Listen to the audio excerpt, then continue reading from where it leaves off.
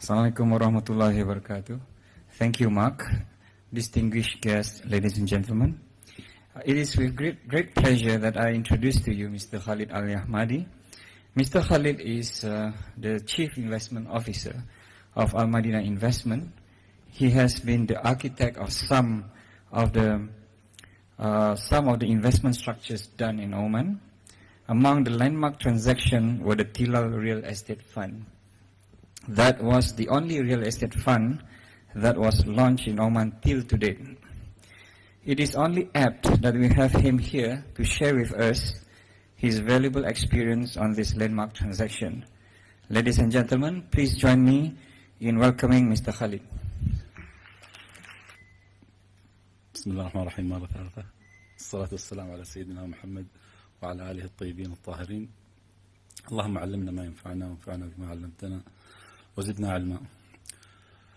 First of all, I would like to thank the organizers for giving us the chance at AlMadina to share our modest experience in setting up the very first Omani Riyal denominated Capital Markets Authority of Oman regulated real estate fund in the country, which is the Tilal Fund. My presentation, I'm dividing the presentation to four main sections. In the first section of the presentation, we will talk about the Islamic fund industry in general, and then we'll zoom into real estate funds in particular, and into Sharia compliant real estate funds, and finally we'll share with you our case study, which is the creation or the establishment of the Tilal Fund. The global Islamic funds, as per the research of Kuwait Finance House 2011, there were about 876 funds, Islamic funds in total, having a total of 60 billion USD as asset under management. That represents, of course, a modest 4.5% of the overall Islamic finance assets of 1.3 trillion as of the end of 2011.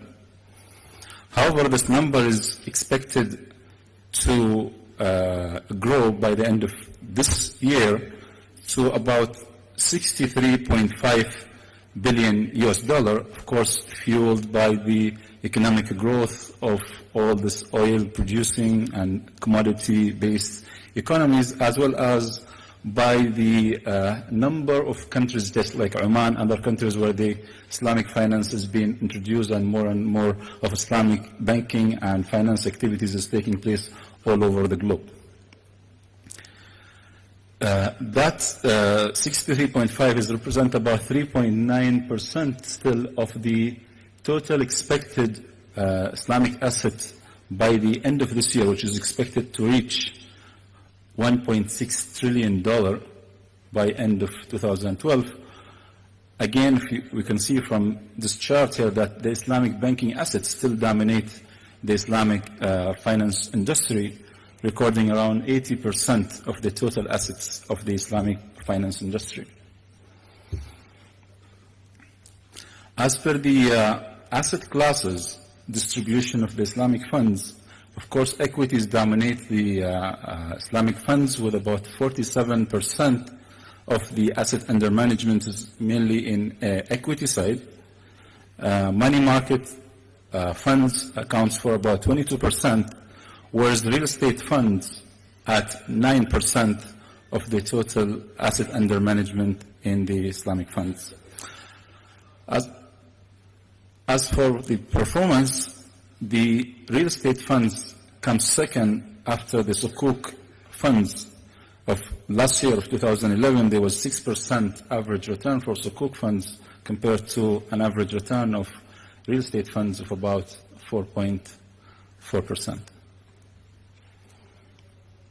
Of course, real estate investing is familiar to everybody, and most of Islamic finance banks and most of their portfolios, of course, relies into real estate. But we're talking about real estate funds in particular as an alternative investment that could be pursued in countries like Oman, because most of the individuals, we have individuals investing in real estate, but as single individuals investment. However, we're trying to promote collective scheme investing. With collective scheme investing means we mean investing through real estate funds, through real estate investment trusts. Those collective schemes, what they do is they pull the capital from different sort of investors, either individuals, institutions. With that, the investor is able to acquire, of course, more properties, achieving better diversification of risk and return. And of course, those structures compared to single individual investing provide better tax shelters, or you can really manage your taxes more efficiently through those funds, because funds in general are tax exempt. And of course, you have access to professional fund managers to take care of your investment. That being said, we would like to just shed a light on the typical structure of Islamic real estate fund, which is more or less similar to a conventional real estate fund. However, there are some distinctive features of real estate funds, the most important of which is the oversight of the Shariyah board requirements in real estate, the Shariyah compliant real estate funds. Of course, among the responsibility of a Shariyah board is to, at the beginning, to issue the fatwa on the on the fund that it is Sharia compliant, so that Islamic investors or Islamic banks or whomever is pursuing Sharia investment activities would rely on this fatwa. Another responsibility of the Sharia fatwa is to make sure that all the documentations aligned with the Sharia requirements, starting from the PPM, going into the contracts or the lease contracts with the tenant, and also covering the relationship between the fund manager as well as, the fund manager with the investors. Another area is that they make sure that the takaful is the protection that is used for insurance on those properties. In some countries, of course, when there's no takaful, they revert to the conventional insurance, but which is, as we just saw in the previous sessions, that insurance is not Sharia compliance, and so takaful has to be in place, and so the Sharia board would make sure that takaful is also used. Okay, also the Sharia board, some of the responsibilities to make sure that all the activities that go within the premises of the property has to be Sharia compliant. And I say all, but there's also some jurisdictions that will allow some tolerance level of non-Sharia compliant activities. Given an example, for example, in Malaysia, they allow up to 20% of the rental income to be non-Sharia compliant if compared to the overall income for the fund or for the property. So up to 20% is acceptable. Of course, this is when they acquire a property with existing tenant. But if the property is already in the premises of the fund, there's no new contract should be initiated with non-Sharia compliance activities. If there's also excess liquidity from time to time with the fund, then those liquidities has to be also invested according to Sharia principles. And finally, continuous Sharia screening and Sharia audit, Sharia screening before, of course, buying the property or adding the property to the fund, and Sharia audit is subsequent to make sure that still the property is, or the investing in that property is still Sharia compliant. The other distinctive feature of real estate fund is the external financing. If there is external financing needed, either at the fund level or at the individual property level, then it has to be obtained according, again, to the Shariyah, one of the Shariyah contracts. It's available. There could be an ijara contract, murabaha, musharaka, istisna, dimension musharaka, or any other Shariyah contracts.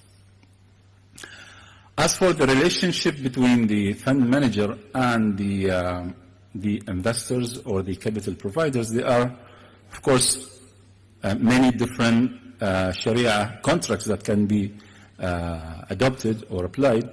Here I'm just mentioning two examples. One of them could be a mudaraba contract or a mudaraba agreement between the fund manager and the capital providers, in which the investor are Rabbul Mal, or the capital providers, and the fund manager is called the mudarib, or the one who will be doing the investment and making sure that the money is invested according to the requirements of the laws of the Sharia.